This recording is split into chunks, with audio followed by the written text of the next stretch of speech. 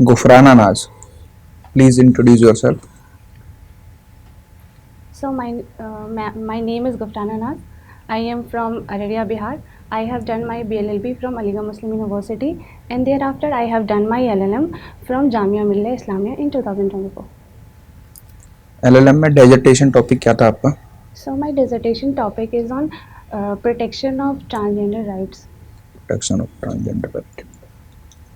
आपने ठीक है, चलिए। अररिया से हैं बेसिकली। अररिया की किसी दो स्पेशलिटीज के बारे में बताएंगे। So a specialty like it. So there is a gangetic dolphin which is found in a river in Araria, in Panar River, and so there is a jute factories and also paper mills and wood cutter mills. Okay, कोई historic event जो Araria district में हुआ हो? I'm not sure about it in historical. Optional paper में आपने कौन कौन से सब्जेक्ट्स लिए थे? So personal law and law and contract, law of contract, torts and TPA, equity and law of trust. ठीक है, पर्सनल लॉज आपका था। तो रिसेंटली अलीगढ़ मुस्लिम यूनिवर्सिटी से आप, तो एक जजमेंट आई है अभी माइनॉरिटी स्टेटस को लेकर, उस केस का नाम बता सकते हैं? So I'm not sure about the case, but I know the details. What are the details? So the seven judges bench overturned the judgment which is given in Aziz Basha versus Union of India, which says that which takes away the minority status of MU. Now this judgment has overturned. Now it will be decided by a regular bench. Okay. So total number of Lok Sabha seats in Bihar? So can I take a guess because I'm not sure about it? I think it's 38. So 38. And what about Rajya Sabha seats? I'm not sure about it. Okay. So who is the founder of Aligarh Muslim University? So Sir Syed Ahmad Khan was the founder of Aligarh Muslim University. In which year?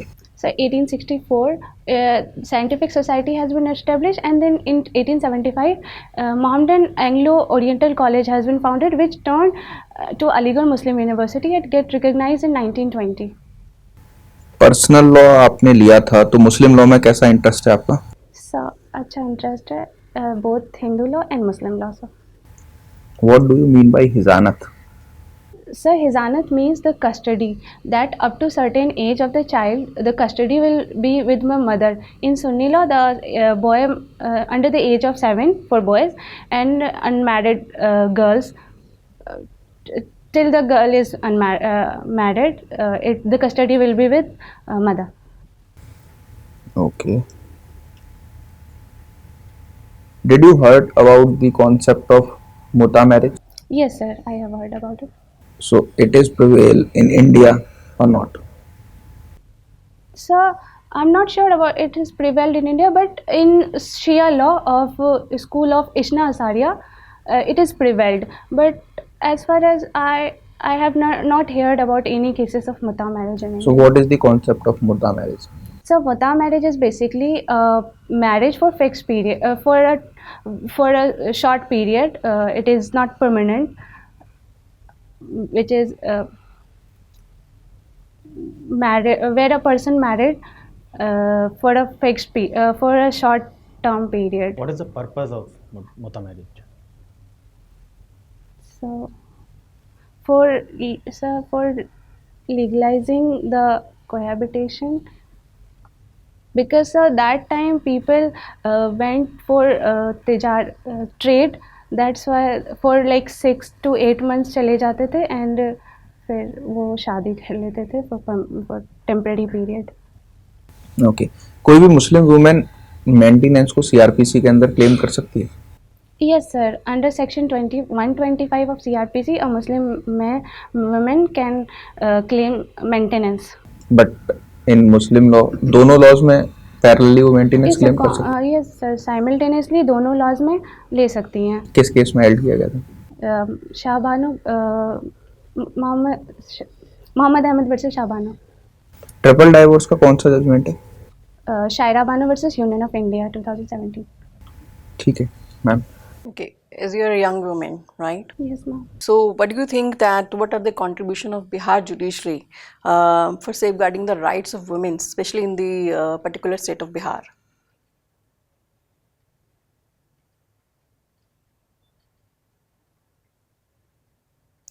Are there any particular schemes which are led by the center for the state of Bihar? Ma'am, I'm not sure about it. Okay. Okay, what is the role of district judge in transfer petitions? Sorry, ma'am. Transfer petitions. Ma'am, I'm not ready. Okay, what is section 24 and 25 of CPC? Ma'am, it is transfer of a suit from one court to another court. That's it. So, what are the powers of a district judge when you transfer one case from another court or a state? What are the powers? Ma'am, I can't recall right now. Any recent judgment which you think that by the Chief Justice of Bihar, and you think that potentially and significantly has a larger impact on the state? Any recent judgment by the Chief Justice of Bihar? I haven't go through any judgment of Chief Justice Vinod Okay, Chandra. what is section 151 on the CPC? Ma'am, it is inherent power of a court to do complete justice.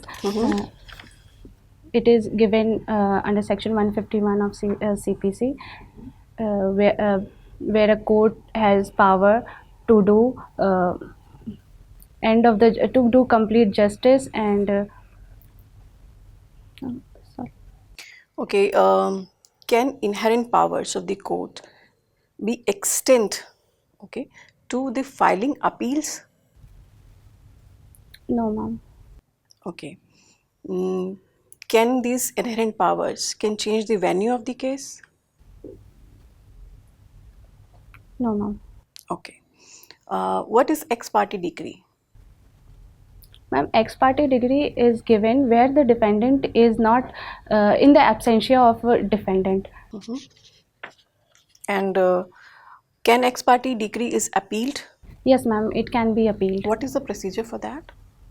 Ma'am, if the defendant has established that he has sufficient reason not to present the court, or the summon is not duly served, then he can file an appeal to set aside the ex parte degree. Can the ex parte decree be set aside? Yes, ma'am, it can be set aside. Under which rule? Right now, I don't recall the rule. Sorry, ma'am. Okay, what is right to die? Ma'am, in Common Cause Society, Common Cause Registered Society versus Union of India, it said that right to die is not a fundamental right, and only the passive euthanasia or living will can be done. Any judgment you remember? Ma'am, Aruna Schonberg versus Union of India. Great. Okay. Can the district court initiate the contempt proceedings? Yes, ma'am. And what is the maximum penalty that district court can impose? Ma'am, it is up to 7 years. Okay, severe penalties are imposed by the high courts. Okay. Okay. Gufrana, evidence पढ़ा है आपने? Yes, sir. ठीक है. तो आप मुझे fact in issue और relevant fact को एक एग्जाम्पल दे के समझाइए. डेफिनेशन नहीं पूछ रहा मैं, एग्जाम्पल दे के. So fact and issue वो issues होते हैं जो which is asserted and denied by one party, and मैं बोल रहा हूँ एग्जाम्पल दे के, कोई एग्जाम्पल दे के. अगर मैं कहूँ कि ए ने बी को मार दिया है ना, तो इसमें क्या फैक्ट एंड इशू होगा, क्या रेलेवेंट फैक्ट इसमें होंगे? सर ए ने बी को मार दिया और वो गुस्से में था sir. He was in rage, sudden provocation से मार दिया सर. ये सर रेलेवेंट फैक्ट ये होगा कि वो सडन प्रोवोकेशन में था. And fact and issue sir, that he killed that person, B. चलिए ओके। आप मान के चलिए कि आपने आज कोई ऐसा ऑफेंस किया जिसकी सज़ा आज मैक्सिमम 10 साल है। फिर आपके ऊपर ट्रायल चला, ट्रायल चलते चलते 2 साल गुजर गए और आपके अपराध करने के बाद 1 साल बाद एक नया लॉ बन चुका था और उस ऑफेंस की सज़ा 10 साल से घटकर 5 साल हो चुकी थी। तो आपके कन्विक्शन पर आपको वो 5 साल तक मैक्सिमम पनिशमेंट मिल सकता है या फिर उस दिन के हिसाब से पनिशमेंट मिलेगा जिस दिन आपने उस क्राइम को कमिट किया था? So I think it will apply prospectively, sir. ये प्रोस्पेक्टिवली अप्लाई होगा, मतलब आपको सज़ा मिलेगी 5 साल के हिसाब से। ठीक है। क्या कोई ऐसे सर्कमस्टेंसेस हो सकते हैं कि ये रेट्रोस्पेक्टिवली वर्क करे? I'm not sure. चलिए कोई बात नहीं। कौन सा मतलब इस एग्जाम्पल को सोचकर कौन सा प्रोविज़न आपको याद आ रहा है कॉन्स्टिट्यूशन ऑफ इंडिया का? So Golaknath versus Union. Provision, article, कौन सा आर्टिकल याद आ रहा है? 13? Yes, sir, 13. Okay. Who is the chief minister of Bihar? So Nitish Kumar, so Mr. Nitish Kumar. Okay. चलिए आपने क्रिमिनल कॉन्स्पिरेसी के बारे में पढ़ा है? Yes, sir. ठीक है, क्या होती है criminal conspiracy? So when two or more person has decided to do a lawful act with by unlawful means or an unlawful act uh, against any ठीक है, person. So वो this- क्रिमिनल कॉन्स्पिरेसी होगी। अब suppose करिए कि मैं और sir हम आपस में एग्रीमेंट करते हैं, कॉन्स्पायर करते हैं कि हम एक सिविल रॉन्ग करेंगे। सिविल रॉन्ग, क्या सिविल रॉन्ग के लिए कॉन्स्पायर करना या उसके लिए एग्रीमेंट करना क्या किसी भी तरह से क्रिमिनल कॉन्स्पिरेसी बन सकता है? So I'm not sure, but it will come under tort, I think.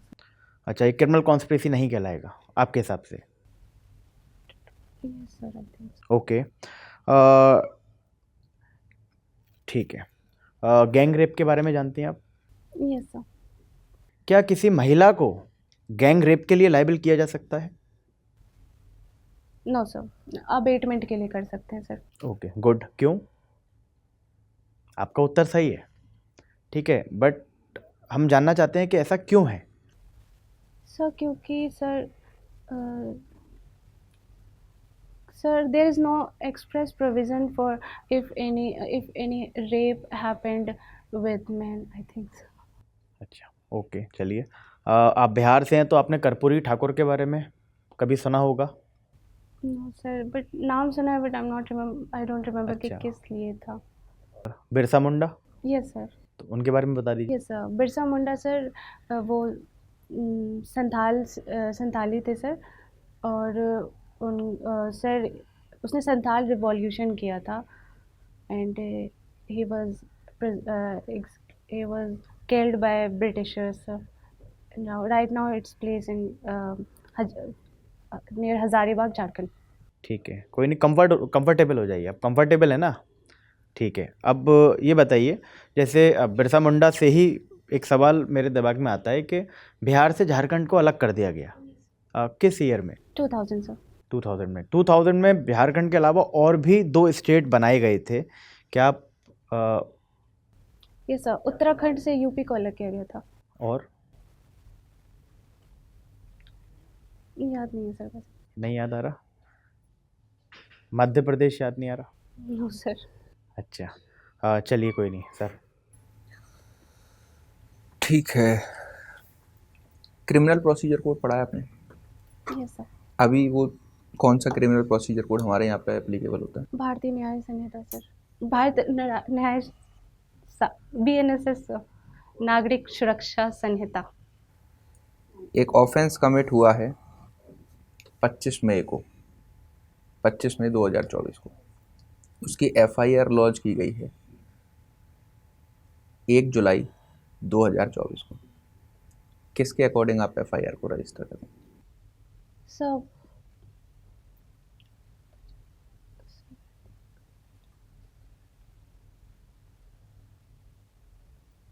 I think sir BNSS. But the offence commit हुआ था आपका 25 मई को। चलिए ठीक है, कोई BNSS में कॉग्निजेबल ऑफेंसेस की FIR का कौन सा सेक्शन है? So I don't remember the section. I only remember CRPC section. Okay, तो CRPC में हम FIR कहाँ रजिस्टर कराते हैं? So police station. In which section में? Oh, sir, 154 CRPC. Non cognizable और कॉग्निजेबल दोनों की? No, sir, only cognizable cases. फिर नॉन कॉग्निजेबल? सर वो प्लेंट से करेंगे, टू सेक्शन 2D में प्लेंट डिफाइंड है सर. सॉरी, सर वो कंप्लेंट से, सर कंप्लेंट. कंप्लेंट से नॉन कॉग्निजेबल ऑफेंसेस की FIR करने के लिए कोई पर्टिकुलर सेक्शन आपका CRPC में दिया गया है या नहीं? NCR के बारे में नहीं सुना आपने? NCR के बारे में नहीं सुना? No sir. अगर मैं एक विक्टिम हूँ और अपनी FIR को लेकर पुलिस स्टेशन जाता हूँ, पुलिस ऑफिसर मेरी FIR को लेने से मना कर देते हैं, अब मेरे पास क्या ऑप्शन होगा? सर उसके बाद हम सुप्रिटेंडेंट पुलिस के पास जाएंगे अपनी FIR लिखवाने. एंड सर अगर वहाँ भी नहीं हुआ तो सर देन मजिस्ट्रेट के पास कंप्लेंट लिख देंगे. कंप्लेंट और FIR में क्या डिफरेंस है? सर कंप्लेंट FIR में डिफरेंस है. Sir complaint related to any cognizable and both cognizable and non cognizable cases. And sir FIR में सर cognizable केस में होता है सर. एंड सेक्शन 155 CRPC पढ़ा है आपने? बहुत इंपॉर्टेंट सेक्शन है क्योंकि 154 के जस्ट बाद में दिया गया. Sir I can't remember right now sir. Fine. क्या कोई पुलिस ऑफिसर कंप्लेंट कर सकता है? Yes sir, police officer can complain, but sir वो देन सर वो कंप्लेनेंट बन जाएगा और जो सर वो एज अ कंप्लेंट होगा सर. FIR नहीं कर सकता बट ये सब कंप्लेंट. चीज़ें कहाँ बताई गई हैं? सर आई थिंक सर 155 में सर. सेक्शन 2D पता है आपको क्या है CRPC का? Sir complainant defined, sir complaint defined है सर. उसका एक प्रोवाइजो या फिर आप एक्सेप्शन बोल सकते हैं, वो क्या कहता है? Sir police report is not a complaint thing sir. चलिए, आप एक जुडिशियल मजिस्ट्रेट की तरह पर अपने कोर्ट में बैठे हुए हैं और आपके सामने आपकी एक फैमिली के ब्रदर या सिस्टर में से कोई रिलेटिव अपीयर होते हैं. आपको पता है कि वो एज अ विटनेस अपीयर हुए हैं और वहाँ पर वो झूठी गवाही दे रहे हैं, तो उस केस में आप क्या करेंगे? Sir there is a rule which says that कि अगर मेरे कोर्ट में कोई रिलेटिव आया है तो I will not hold the trial sir. कौन सा प्रोविज़न है? सर आई थिंक सर 475 482 क्या है CRPC का? Inherent power of a court. Criminal courts में किस किस कोर्ट्स को इनहेरेंट पावर होती है? Only high court sir.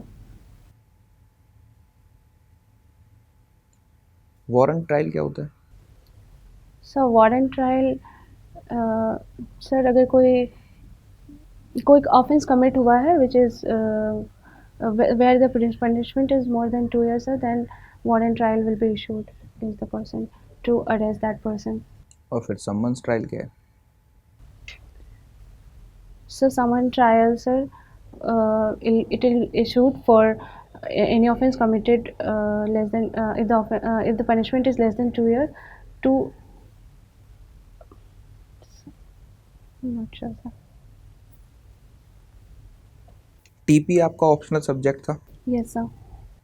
What is marshalling? So marshalling of security is given under section 56 of TPA and also in sir 86 section 86 of TPA sir. 86 और 81? I think 81 sir. ठीक है, क्या कहता है marshalling का concept? Sir अगर दो property mortgage हुई है और अगर sir if you want to get the repayment of the loan sir एक then sir he can sell one of the properties to get his payment. 53A of transfer of property act 1882 किस बारे में बात करता है?